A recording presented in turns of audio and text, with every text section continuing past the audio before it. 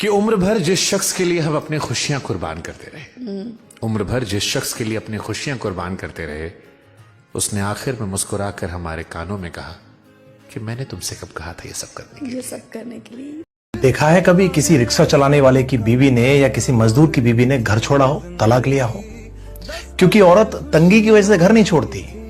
जिनको सब कुछ मिल रहा हो वह पर्याप्त नहीं है उनके लिए। जिन्होंने ज्यादा तंगी नहीं देखी, हर चीज मांगने से पहले ही आ जाती हो, फिर वो अपने पति की कमियां ढूंढना शुरू कर देती हैं। उनको परिवार अच्छा नहीं लगता, पति के गुण अच्छे नहीं लगते। और जो गरीब घर की बेटी होती है, उसके पास जो भी है पर्याप्त है, ना कोई शिकायत है ना कोई ख्वाहिश है। इसीलिए देखना, अमीर घरों की औरतों से कहीं ज्यादा मिडिल क्लास की औरतें खुश रहती हैं।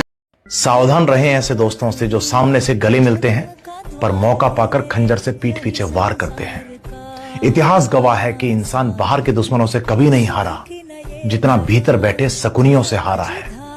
वह आपको सीधे नहीं हराएंगे, पहले आपका विश्वास तोड़ेंगे, फिर आपके भरोसे पर वार करेंगे।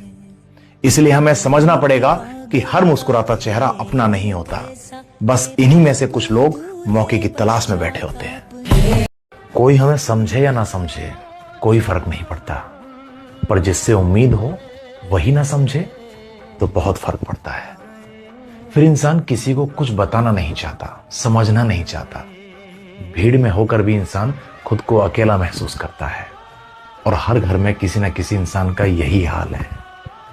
जब अपने ही अपनों को नहीं समझ पाते तो इंसान बस खुद में जीने लगता है, और यह अकेलापन, यह खामोशी उसकी सबसे अच्छी दोस्त बन जाती है। बस अफसोस यह रह जाता है कि बिगड़ी परिस्थितियों में लोग सलाह देते रहे, साथ नहीं। खामोशी।